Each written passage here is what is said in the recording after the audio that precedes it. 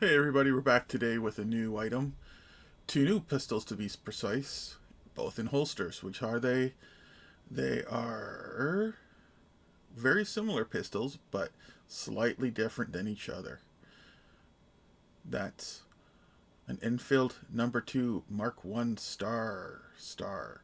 The original holster, blue-gray, is RCAF or RAF. The khaki holster is standard military issue. And out comes a No2 Mk1 Enfield. You can see there, dated 1943. The pistol itself is from 1932, so it's a little bit of an outdated holster, but it is the correct holster for that pistol.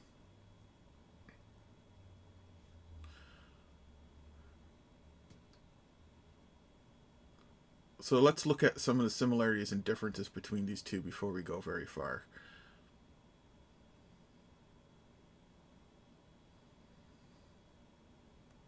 They're both 38 Smith & Wesson. 38 200 to be precise would be the 200 would be the weight of the bullet. Like I said, that's the original version there, the Mark One, first year of adoption, 1932, and this is a 1945 production, straight out of the factory. I know that because the person I bought it off of, or didn't buy it off of, the person that owns it, bought it in 1947, surplus. This one you can easily tell the date because of the markings clear. The other one, late war production. Even though we were winning the war, it wasn't exactly the finest finish. As you can tell, it's been painted. It's not blued. Still a nice pistol overall. They're often known as the tanker pistol. I think that's a bit of a misnomer myself because the real reality why the spur is missing off the back is the fact that they want to simplify and cheapen manufacture and also simplify training. If you only have to train on double action, you'll never have to worry about training somebody on single action. So in that case, it's a better pistol for the Army, but not a better pistol compared to the original version from 1930. So we're going to compare what came first. So this was the pistol that it was based off of. This is the Webley Mark V. This one was made in 1915. It was the standard service pistol from World War I and even through World War II. Even though it wasn't the standard, it was still issued. It fired the much larger 455 Webley, 455 Eli, whatever you want to call it, but it's about the same as a 45 Colt, as the other one has a really tiny 38, even smaller than something like the 38 Special that the Colt was using at the time. It's not a very strong thing. I'll show you how they function. Right now I'm just struggling with this one because it's old and the cylinder's a little bit tight there. So get that spinning and loose. Throw it back together. So you got single action, and I'll give you a one shot on double action. There you go, double action. Pull the trigger, hammer goes back and falls, it goes bang if it were loaded. Nice gun, heavy gun, substantial recoil for the day. Has the auto extractor that we all kind of know and love. Started back with the Smith & Wesson number 3. Simplified and clearly improved upon in the Webleys, but it's a pretty accepted fact that these top brakes aren't the strongest thing. That there is a little cam, and it has a neat little trick I'll show you. If you were inspecting your officers or your troops and you want to make sure their pistol was loaded, but you didn't want to fling their loaded shells over the ground, that's the little cam there that actuates the ejector mechanism. So the trick with inspecting is you push your thumb right down there on that, you press it in so it doesn't catch on the lid, and then suddenly you can open without the extractor opening and throwing shells everywhere. Not the most practical thing, but if you're at home or in the barracks and you're just cleaning your pistol at the end of the day after duty, it's nice knowing you don't have to throw everything on the ground and pick it up. The Webley itself functions the Enfield itself functions the exact same way. You have the automatic ejector, snaps over, push that little thing in, and nothing happens. So Manual of Arms is from 1915 all the way, 1914 all the way to 1957. Didn't change on the revolver. So, there we go. That's the single action. Pull it back, let it go. Nice light trigger. You can actually feel like you're aiming at something with that one. roll it back around. We're going to do a double action only. Very heavy trigger. You can see me even kind of struggling with it, just demonstrating it for the camera. I can't hit crap with them on a good day, and I definitely can't hit crap on double action. They're meant to be picked up and fired from the waist. That was the way of doing it back then. You would just see the bad guy jumping out of a bush at you, and you just unload your pistol. There's not a lot different externally other than the hammer missing, but internally is why this video is made, because there is a major safety feature on these. The number 2 Mark 1 star, which this is here, it's not drop safe. There's a little piece inside that I'm going to be opening up the Mark 1, and I'll show you exactly what that little piece looked like and why it's so important to whether or not it's drop safe. But I want to demonstrate before we do that the double action feature of the Mark 2 star, number 2 Mark 1 star. Told you can never keep these straight. British nomenclature. I hate them. Oh, there you go. Not much to it. I mean, that's the idea. Less things to mess with, less things to mess up.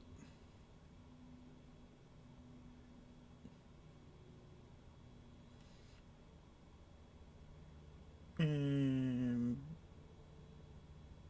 bang. And that's the other thing about these English pistols. They only truly lock up when the hammer's held down solid.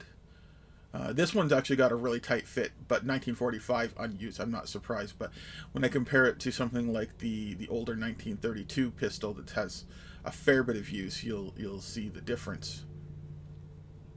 So you can see there's a bit of wobble there. Normally you'd say that's bad. An American pistol, I would agree. You don't want that. But now that the trigger's held back, there's almost no play. So that's the way these European pistols mainly are set up. They only truly lock up when the hammer's pulled the trigger's pulled all the way back. One other difference you're going to find between the two is going to be beyond the hammer. The sights are going to be a little bit different. So let's compare them tip to tip. Let's see what happens here.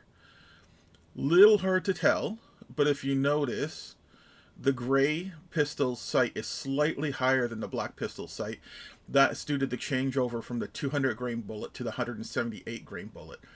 The reason why they switched to the 178 grain bullet, it was considered possibly a war crime compared to the Hague Convention, which stated no expanding bullets, and the way the 200 shot had a tendency to tumble, which would leave a much more devastating wound, similar to something like an expanding bullet, even though it's technically not. They want to play it on the safe side, especially after World War I and all the gas and all those horrible things there. So they switched the bullet size just to be safe. Bullet weight. Size stays the same. The weight didn't. So these were made between 1930 and 1957, the last one being used in 1967. They were manufactured at the Royal Small Arms Company primarily, which still is in existence. I don't think it's making any more firearms. But there's some photos here that shows the exterior nowadays and the way it was in the past. A photo of the interior in the past, and also I'll show you a photo of the way it looks now. Personally, I think it'd make an amazing National Fire Museum for all of Britain or UK. But as what it's being used for right now, I'm not sure, but at least it's being maintained. One other thing I want to mention too about these guys is holsters. So you saw the original holsters being in khaki and blue. There's one other holster that I'm going to show you a photo of here. It's a bunch of tankers. And the tankers are actually carrying the number 2 Mark 1 with the hammer spur, which is kind of nice, but it's 1939, so they hadn't started producing the Mark 1 star or star. But the holsters is what's interesting. They have a drop leg holster. These guys are a tanker crew. And on the outside of the holster, it doesn't have a flap or anything like that, so the pistol's easy to get to. It also has little extra holders for 5 or 6 rounds of extra ammunition, making it one of the coolest holsters I've ever seen. Even better than any American 1911 shoulder holster. This holster is cool. I don't have one yet. I want one. They're a little bit pricey for me. Like, I don't really deal in holsters, so $250 is a bit much. So I'll stick with my good old khaki holster there, which are becoming really hard to find, and my good old RCIF with the original cleaning rod that actually came with the original 1947 purchase of the night. It's a 1945 pistol, so that's about as original as you can get. I think the holster's showing a bit of oil wear, but that's the tendency of these light blue holsters. So we're going to be disassembling the number 2 Mark 1 first. I will never get that right, so bear with me. I'm also drinking rum because I'm redoing this audio. I lost everything. Number 1, so production numbers are kind of interesting.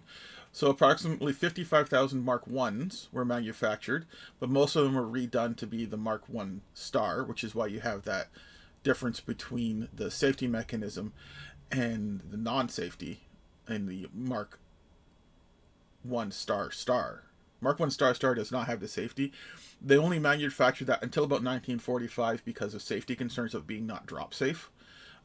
Again, we're going to open this up. I'm going to show you that because when I was working on one of these in the past, I had an absolute pain trying to reassemble. I had one part, none of the images, which I'll show you, show this one part and where it went. So at first I reassembled it and put the part aside thinking, I'm not going to the range until I figure out what this is. There's no spare parts in guns, so I'm going to figure it out. So we're looking at the diagrams of what I was talking about. They're actually manufactured by several different companies. The most common, of course, is Royal Small Arms Factory in Enfield. Albion Motors in Scotland made them from 1941 to 1943. They made about 24,000. And also over in New South Wales, there was a company called the Howard Auto Cultivator Company, HAC. They produced around 350, so that's the rarest version you're going to find. The grips that we're looking at here are an example of the first true change to the Mark 1 star. We're going to take a close-up now of all the details. You can see there's a bit of muzzle wear on this guy from going into the holster since 1947, so a reason not to keep your gun in a holster. There are some small nicks, dents really, but what are you going to do? The stamping for the markings are very faint and very few and not highly stylized or recognizable. They're just the bare basics just to get, you know, the contract information down so you can get paid and the caliber so you put the right bullet in there.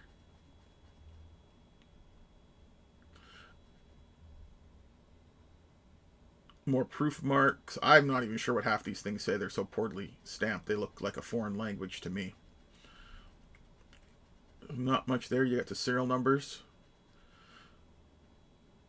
So the serial number would be, the top numbers are the actual batch numbers, kind of like the letter prefix on German guns, and then you have the number. You can see the nice blued, fire blued screws. There's the latching mechanism. There's the serial number on the cylinder as well. You're not going to get as many proofs as you would on a civilian model of pistol, but you do have broad arrows. Sorry, that's not a broad arrow. That's the broad arrow I was trying to point to. And you have inspection marks, assembly numbers, and so forth. So, very well made gun. Very inexpensive gun.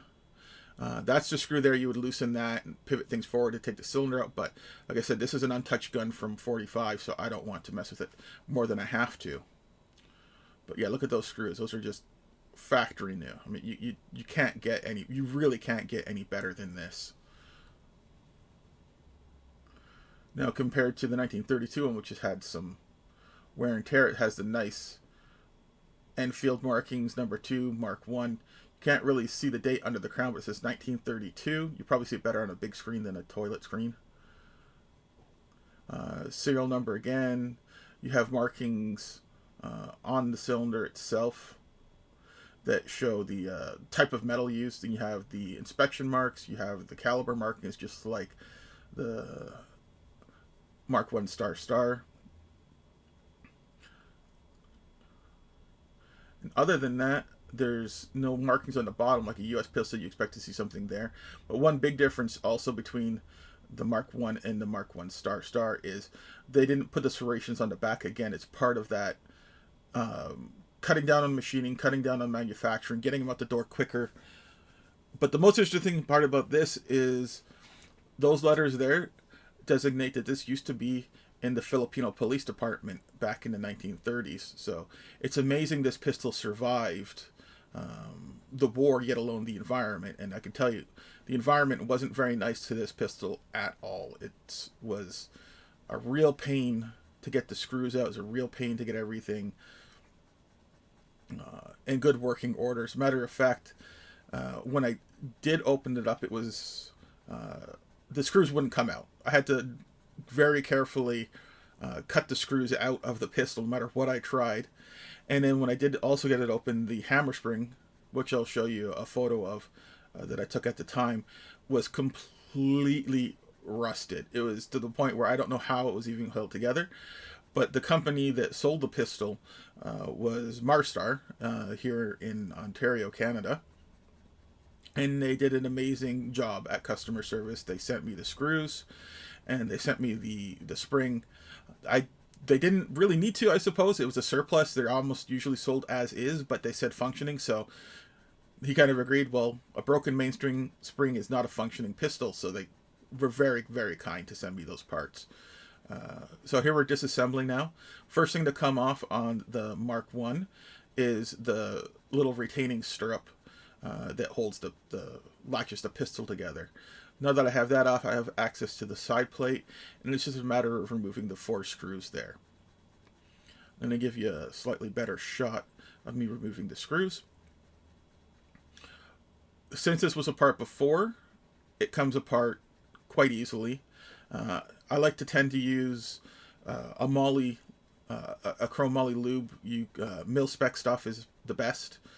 You can get it at places like auto stores. It's an anti-seize, so it's really thick, it's black, it's gooey, it's messy, but you're not going to have parts seized together. I use it on AR-15 builds where I'm using a steel nut, aluminum frame. They can chemically weld together. So you put this stuff on there, things don't rust together. It's a nice lubricant and anti-seize. One more screw to go, and then the trick, as always with getting these plates off, takes a bit of time, but it's the most gentle way of doing it. You get your screws out. Now to take the side plate off, just seeing how tight it is, my hand is not going to come off. The key is tap the frame. Don't tap the side panel. Tap the frame and you'll start noticing that the panel's already starting to lift off the side plate. Almost there. It looks like I can get it, but not quite. I'm going to flip it over. A few more taps.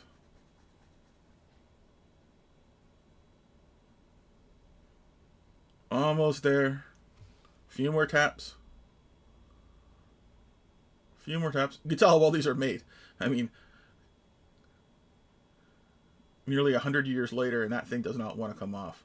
All right, got the side plate off. That was the spring for the stirrup. So just put that aside for reassembly later. Now I want to show you a part that's under the hammer. So I'm going to have to do some disassembly here. Obviously, I don't want to do too much, but let's see what we can get done. For this, I decided I'm going to have to take out the mainspring. So in order to get the mainspring out, you have to take the side plate, side plate's already off. You have to take the grips off. This is not the proper screw. This gun was the grips were in horrible shape. Again, 100 years in the Philippines. Good luck, people or machines. So there you can see that the pieces are off. You can also, just trying to get that mainspring out now. There's no real right or wrong way to get this mainspring out. Here I'm just trying to give it a compress, but that's not really working either. So it just kind of slides out and you can pop it out that way. But you can see from the frame there's a lot of pitting under the grip where the wood and the metal were touching, where all that moisture of being in the Philippines. So that there is the hand that the spring sits on also biases the pawl that rotates the cylinder around forward. So right now you can kind of see what I'm getting at, but I'm thinking I'm going to have to disassemble a bit more. But right there's a little bar that's connected to the trigger. You can see when the bar moves, the trigger moves slightly. So when the hammer's pushed all the way back, that bar is pushed all the way forward. And there's a cutout in the hammer that it falls into, and that allows the hammer to come all the way forward and hit the primer on the cartridge. So if your finger's not on the trigger and the hammer falls, it's going to hit lower on the hammer, and that will block it from hitting the. So it's a firing pin block essentially. So in order to show you that a bit better, I'm going to. There's that rust I was talking about. So in order to show you that better, I'm going to pop out that arm there that's the hammer spring sits on. It also works as the spring for the pawl. Thin punch.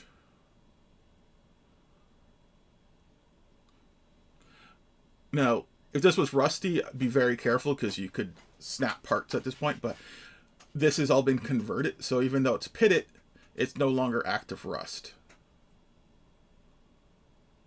To be honest, I could probably go through another conversion to be 100% safe. So, pin is out. The little arm comes out. Hammer pops out.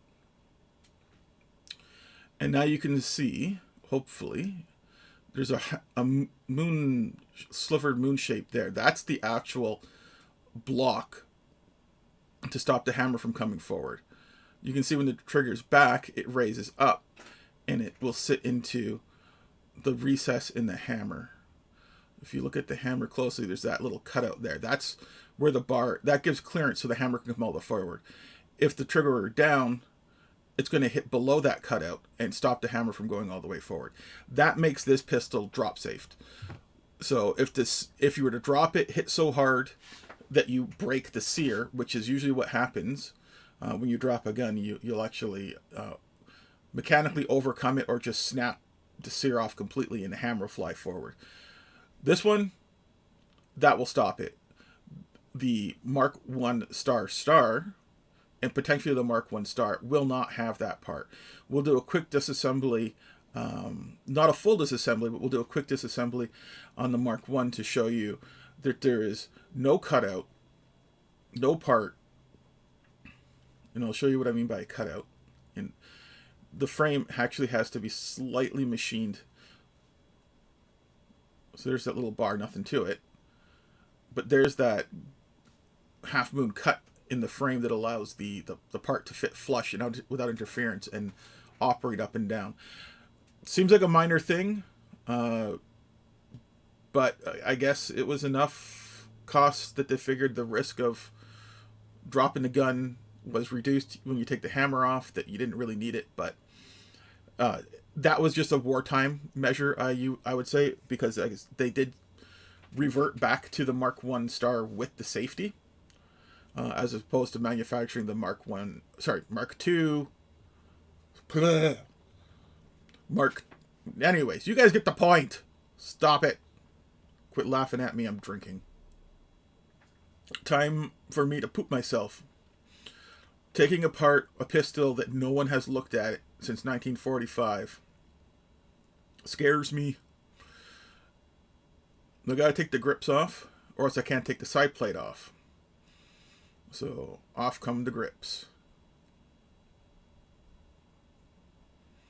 And already, it's kind of amazing. There's grease marks. There's a tiny pencil mark down there. It doesn't really look like anything other than a circle. It's probably, who knows why they did that back then. Part of manufacturing. Somebody just making notes on the grips. They're not numbered. They're very nice. Again, you can see there's just grease marks.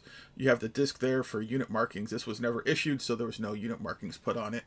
The pieces in there are nice and blued as well.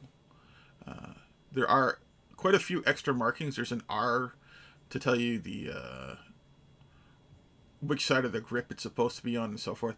On the other side, there's just inspection marks as well. Nothing fancy, nothing interesting. Some assembly numbers. So let's get on to the side plate, shall we? Again, this is where using the right size screwdriver makes all the difference. Get yourself an inexpensive set of hollow ground screwdrivers. I recommend Weller. It's what I've been using. They're easy to find. They're somewhat affordable. I say somewhat. I mean, there are specialty screwdrivers, so a small set's going to run you about $50. But when you're working on a pistol that's, you know, 800 plus, a $50 investment's not that bad. Especially if you're going to be doing it as often as I am. I actually went out and bought the larger set, plus the smaller set. The smaller set comes with me. The larger set stays here. So that screw is a little tight. I don't want to put a pair of pliers on and pull it out and mark up the head. So I'm lightly, very lightly, just tapping that screw out the other side. You can see it's starting to extend there. I'm going to see if I can pull it up by hand. It's not coming by hand, so... The nice thing about using punches, too, for something like this, is if it is under spring tension, it's going to hold the thing together, so it's not going to go flying across the room. But there's not a lot of spring tension on this. With the other one, I find I have to put the hammer back a little bit to get that stirrup off, but very tight fit on that one. I mean, this pistol is tight. All right, onto the side plate. Same as before, but a lot nicer pistol. These screws are coming out like glass, like they're smooth. It's kind of like the difference between working on a brand new car and a old car. And considering I always had old cars, when I get a chance to work on a new one, oof, it's night and day. And you can feel it with this one too. It's completely different feeling. Still working on the screws. Taking some more rum.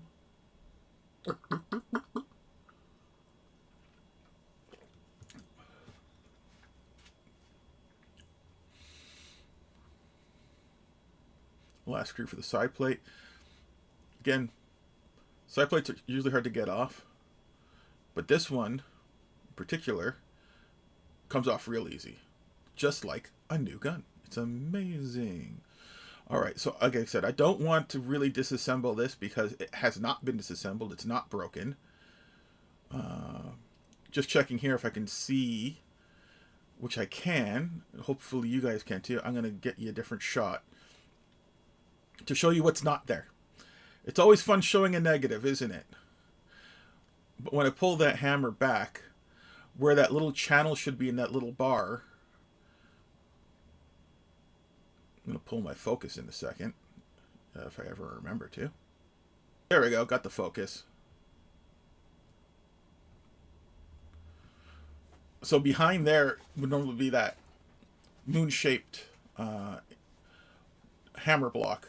But as I pull it back, you can see there's right in front of there, in that opening, there should be that channel. It's not there. If I rotate it a little bit more, you should be able to see that. Well, it's like I said, you're seeing nothing. So I apologize that there's nothing to see, but I'm doing my best here, guys. It's just, to me, a really important thing because it's not mentioned, like I said, in any of the manuals that I've come across. It's also the double action